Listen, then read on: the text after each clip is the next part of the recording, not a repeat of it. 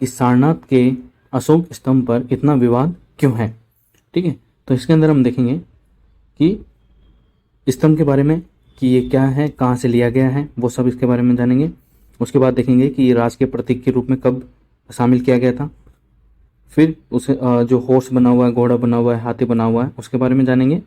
ठीक है, और ये जो संसद भवन पर जो नया संसद भवन बन रहा है उसके ऊपर लगाने के लिए जो बनाया गया है स्तंभ, इसको लेकर विवाद है। ठीक है, तो विवाद क्यों है वो भी हम जानेंगे। तो चलिए शुरू करते हैं।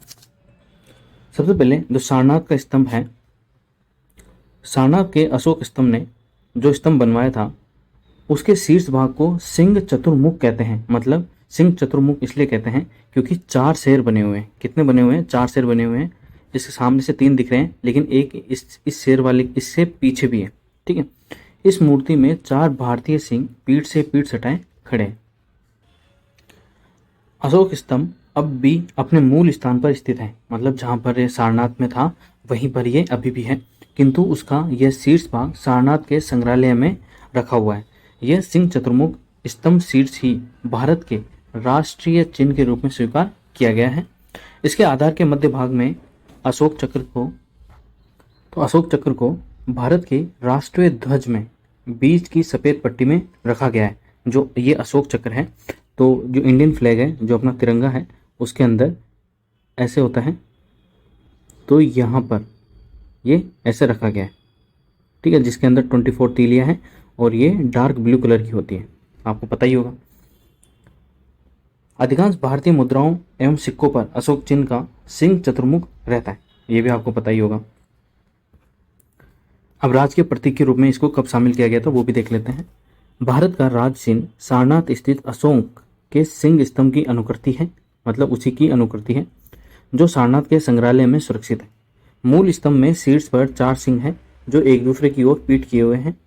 इसके नीचे गंठे के आकार के पद्म के ऊपर एक चित्र वल्लरी में एक हाथी, मतलब एक एलिफेंट, चौकड़ी भरता हुआ एक घोड़ा, हॉर्स, एक सांड तथा एक सिंह की उभरी हुई मूर्तियां हैं। आपको ध्यान रखना है कौन कौन सी है। हाथी है, घोड़ा है, सांड है और एक शेर है। इसके बीच बीच में चक्र बने हुए हैं, एक ही पत्थर को काटकर बनाया गया है। इस सिंह स्तंभ के ऊपर धर्म चक्र रखा हुआ है। ठीक है, धर्म चक्र रखा हुआ है। भारत सरकार ने यह चिन्ह 26 जनवरी 1950 को अपनाया था। कब अपनाया था? 26 जनवरी 1950 को। तो ये डेट आपको याद रखनी है। इसमें केवल 3 सिंह दिखाई पड़ते हैं, चौथा दिखाई नहीं देता है। पट्टी के मध्य में उभरी हुई नक्काशी में चक्र है, जिसके दाईं ओर एक सांड, जिसके दाईं ओर, ठीक है, जिसके दाईं ओर एक सांड है और बाईं ओर एक घोड़ा है। तो ये भी आपको ध्यान रखना है, दाईं ओर सांड है, बाईं ओर घोड़ा है। दाएं तथा बाएं छोरों पर अन्य चक्रों के किनारे हैं। आधार का पद्म छोड़ दिया गया है। फलक के नीचे मुंडको उपनिषद का सूत्र सत्यमेव जयते देवनागरी लिपि में अंकित है, जिसका अर्थ है सत्य की ही विजय हो। तो ये सत्यमेव जयते हैं, वो कहाँ से लिया गया है? वो मुंडको उपनिषद से लिया गया है, जिसका मतलब है सत्य की ही विजय हो। और वो कौन सी लिपि में लिखा हुआ है? तो देवनागरी लिपि में लिखा हुआ है, जिसको हिंदी भी देवनागरी लिपि में ही लिखा जाता है, जो राष्ट्रीय भाषा है। ठीक है, ये देखिए, ये है घोड़ा, हॉर्स, और ये है एलिफेंट। ठीक है, और बीच बीच में चक्र बने हुए हैं। अशोक के धार्मिक प्रचार से कला को बहुत ही प्रोत्साहन मिला था। अपने धर्म लेखों के अंकन के लिए उन्होंने ब्रह्मी और खरोष्टी 2 लिपियों का उपयोग किया। कौन कौन सी? एक तो ब्रह्मी, जिसको बाईं से दाईं ओर लिखा जाता है, मतलब बाईं से इधर से ऐसे लिखा जाएगा, बाईं से दाईं ओर। और जो खरोष्टी लिपि है उसको दाईं से बाईं ओर लिखा जाता है।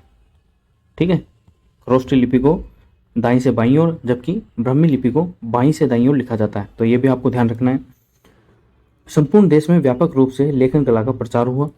धार्मिक स्थापत्य और मूर्ति कला का अभूतपूर्व विकास अशोक के समय में हुआ। परंपरा के अनुसार उन्होंने 3 वर्ष के अंतकर 84,000 स्तूपों का निर्माण करवाया था। तो ये भी आपसे पूछा जा सकता है कि अशोक ने कितने स्तूपों का निर्माण कराया था? तो 84,000 स्तूपों का निर्माण करवाया था। इनमें से ऋषिपत्तन जो सारनाथ में है, में उनके द्वारा निर्मित धर्मराजिका स्तूप का भग्नावशेष अब भी दृष्टव्य है। ठीक है, तो ये देखिए, ये संसद भवन पर बनने वाले जो है वो है अनुकृति है इसकी।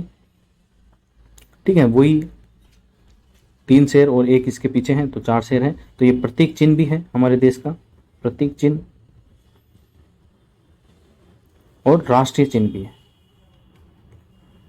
तो ये पुलिस का भी प्रतीक है। ठीक है, जो पुलिस की जो टोपी होती है उसके आगे लगा रहता है ये, है ना। और कई सिक्कों पे तो आपने देखा ही होगा, ये राष्ट्रीय चिन्ह और प्रतीक चिन्ह के रूप में होता है। तो ये इसके ऊपर सियासी भी शोर चल रहा है कि इसके अंदर बदलाव किया गया है। ठीक है, लेकिन ऐसा कुछ नहीं है। जिन्होंने इसको बनाया है वो इंडियन ही है। तो आप मुझे कमेंट बॉक्स में बताओगे उनका क्या नाम है जिन्होंने इसको बनाया है।